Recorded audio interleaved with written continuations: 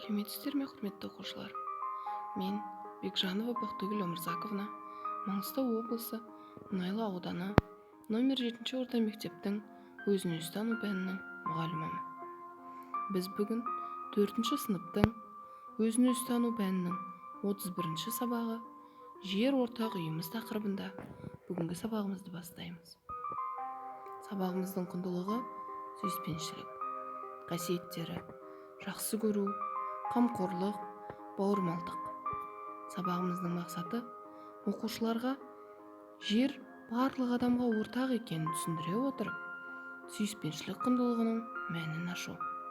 Сабағымыздың міндеттері оқушыларға туған жерін жақсы көруді үйрету, оқушылардың туған жеріне қамқорлық жасау қасиеттерін дамыту, оқушыларды бауырмалдыққа тәрбиелеу. Ендеше сабағымызды 5Т ережесін еске түсіруден бастайық. Тәртіп, талап, тыныштық, тазалық, татулықты сақтайтын болсақ, сабағымыз жақсы өтеді.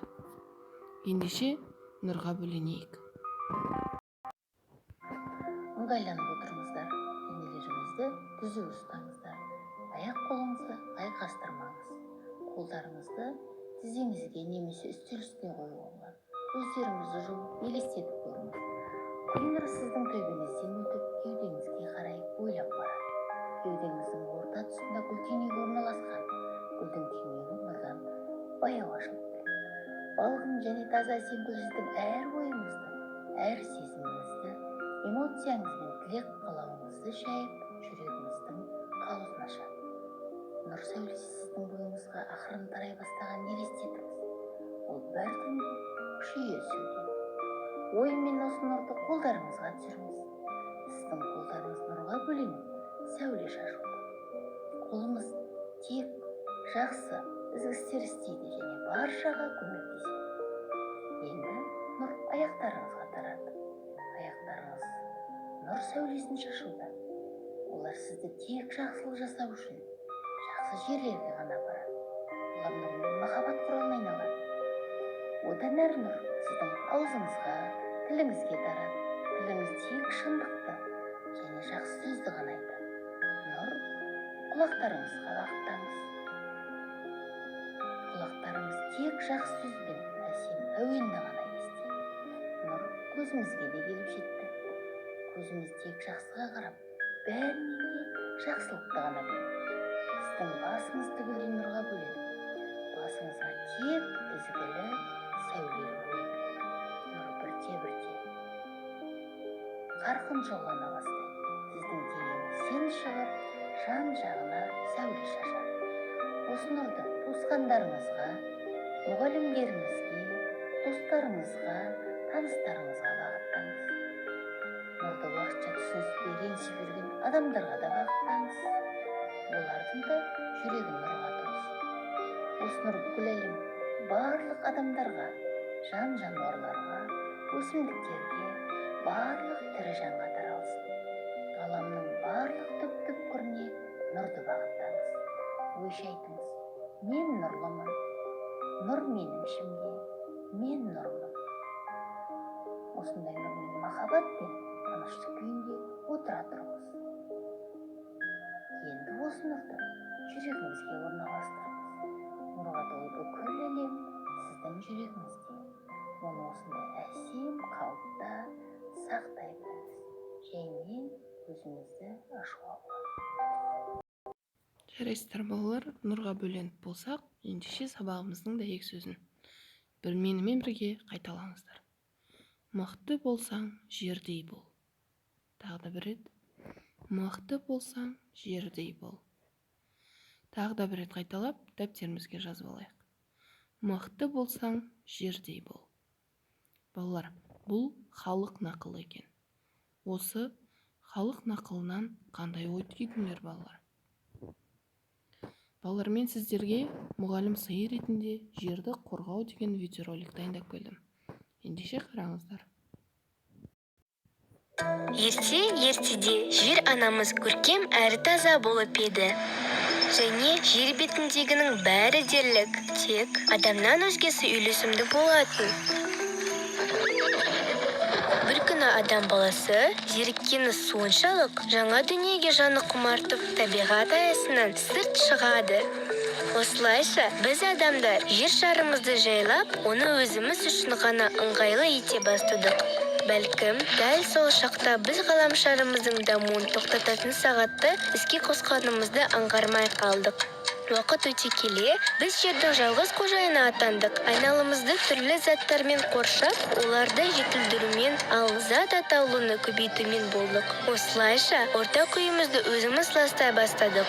Жер, ауа және су ластағандықтан табиғатымызға қауіп-қатер төніп тұр. Ортақ үйімізге қамқорлық қажет. Қолымыздан не келеді? Ересектер ғаламшарымыздың қандай күйге душар болғанын байқамауы да мүмкін. Ендеше оларға не істеу керегін көрсетіп, естеріне салайық. Қоқысты сұраптау өте маңызды. Кейін одан әртүрлі жаңа заттар жасауға болады. Су жердегі тіршілік көзі. Жер бетіндегі жаратылыстың бәрі суды қажет етеді. Біз электр энергиясын үнемдеуге тиіспіз. Өйткені оны өндіру үшін өте көп пайдалы заттар шығындалады. Ғаламшарымыз гүлденсін десек, барлығымыз бірге елімізді, жерімізді тазартып, сауықтыруымыз керек. Мұны көшет отырғызудан бастай аламыз. Жай отырғызып қана қоймай, оның таза судан, күн шуағынан және құнарлы топырақтан таршылық көрмей өскенін қадағалауымыз керек. Жарайсыздар балалар, видеороликті тамашалап болсақ, ендеше шығармашылық жұмыс орындайық. Шығармашылық жұмысты оқулықтағы 139 беттегі 1-ші, 2-ші, 3-ші тапсырмаларды орындайық. Сабағымыздың соңғы сәті топпен ән айту. Қазақ жері.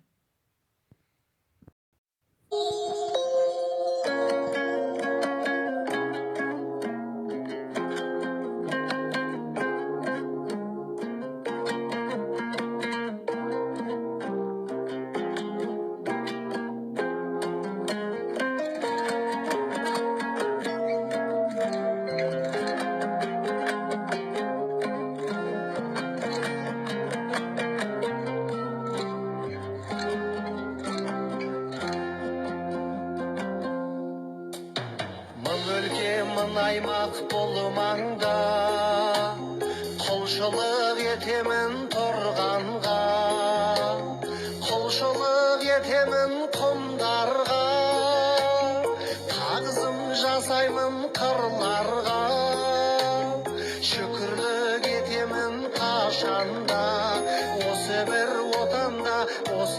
отанда тұрғанға. Пай, келін еткен жер, батырлар дүрілдеп өткен жер, тұлпарлар дүбірлеп төккен жер, ғашықтар бір-бірін өпкен жер, сарылып сал серік кеткен жер, басиып иіскеп топырағым, тағзым жасамай өтпеңдер. Еліміздің талай саңлақ батырларының, ақылды ерлерінің қаза тапқанын мен өзім көзімменен қан майдан көрдім. Менен артық, менен батыр, менен ақылды жігіттер өліп өткен көзін көрдім. Олардың имандары жолдас болды.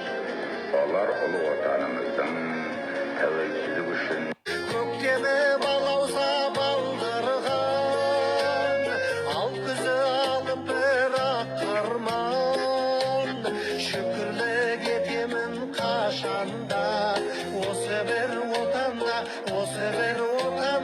тұрғанға. Пай,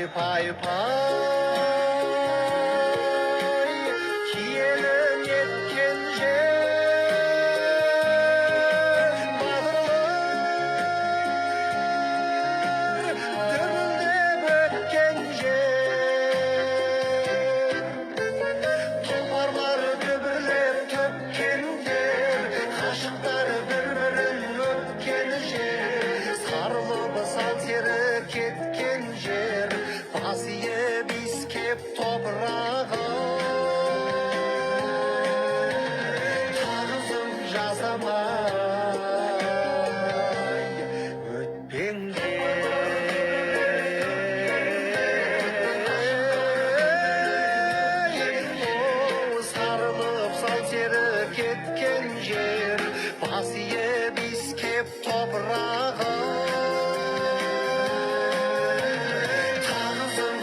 ama